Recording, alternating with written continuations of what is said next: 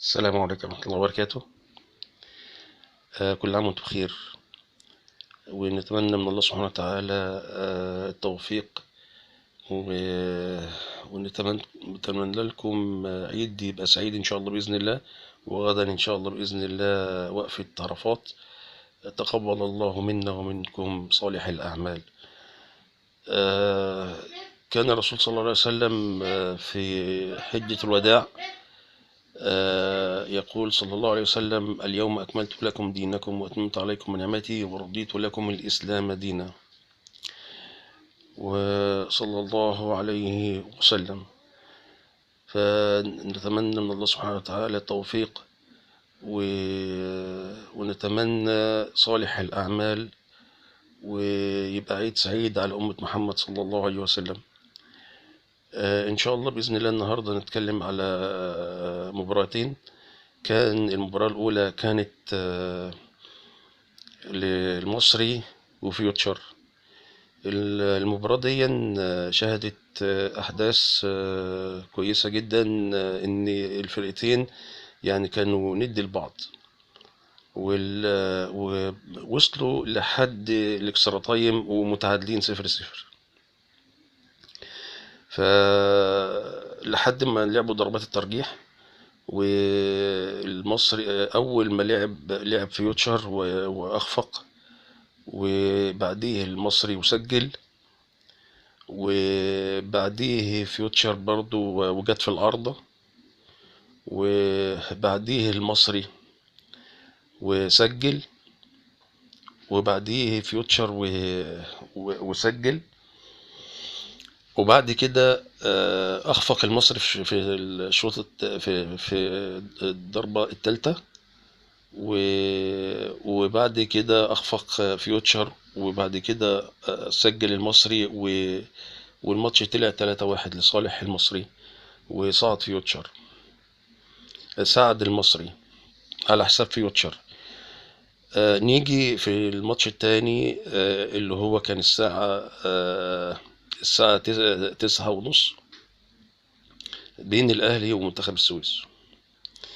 الماتش ده كان الأهلي داخل واثق إن هو هيصعد ويفوز في الماتش دون.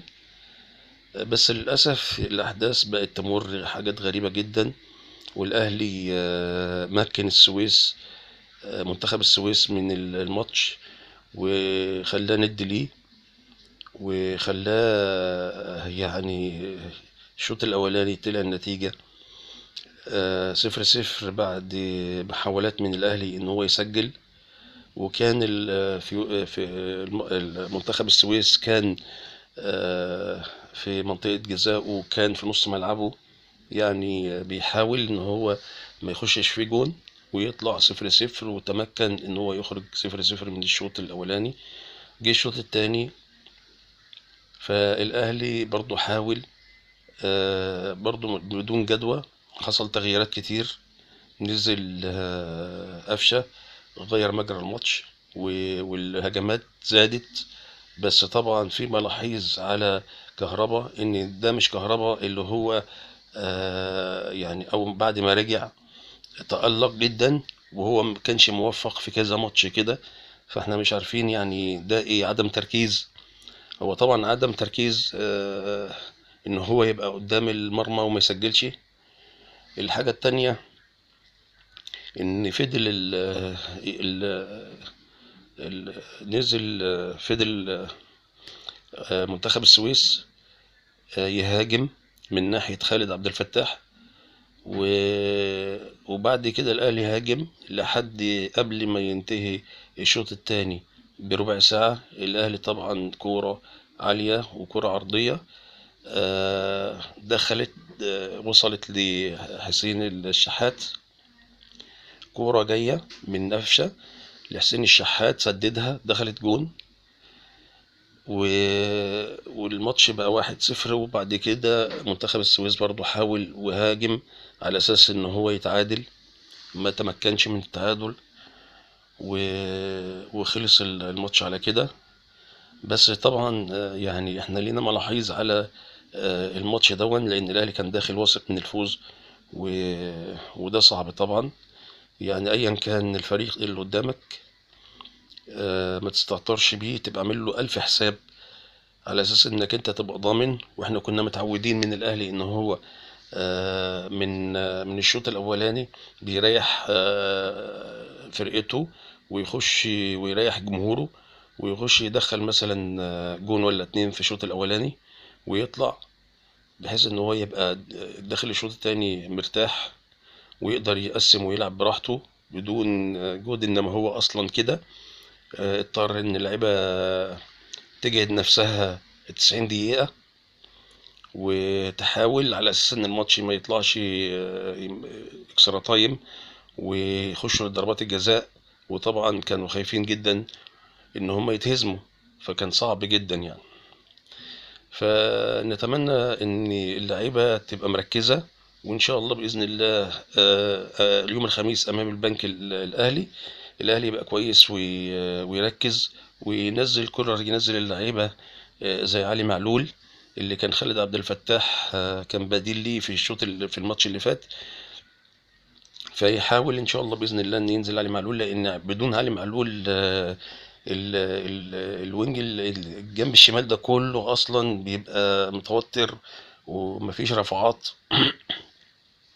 فنحاول ان شاء الله باذن الله الماتش الجاي ان شاء الله باذن الله، على اساس ان احنا محتاجين على الاقل 5 متوشة في الدوري عشان نضمن صدارتنا للدوري، ونضمن ان احنا حصلنا على الدوري يبقى يتلعب بقية ماتشات الدوري. جرب بقى زي ما انت عايز، تجرب اللي هم الناشئين، تجرب اللعيبة اللي هم طالعين، تجرب اللي ما بيلعبوش. فبرضو ده يبقى ضامن، يبقى عارف انت مستوى اللعيبة اللي هتنزل وتساندك في الماتشات اللي جاية.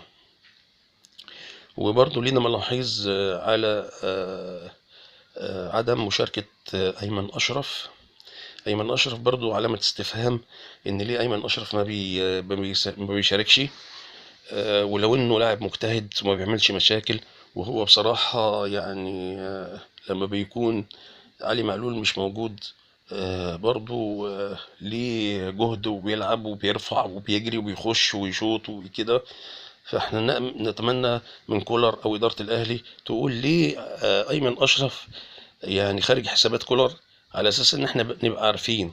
وهل ده يعني ما اعرفش، يعني طبعا احنا شايفين ان الراجل ما مش تصفية حسابات مع حد ولا، بس هو طبعا اذا كان يعني سبب فني، فاحنا برضه نعرف يعني لو الراجل اصلا مقصر مثلا من في الفنيات او ما بيلعبش، فعايزين نعرف يعني ان شاء الله باذن الله.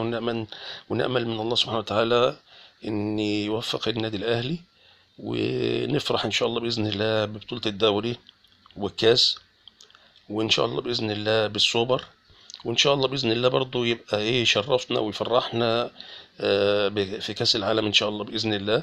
ونشوف الصفقات الجديده ان شاء الله باذن الله.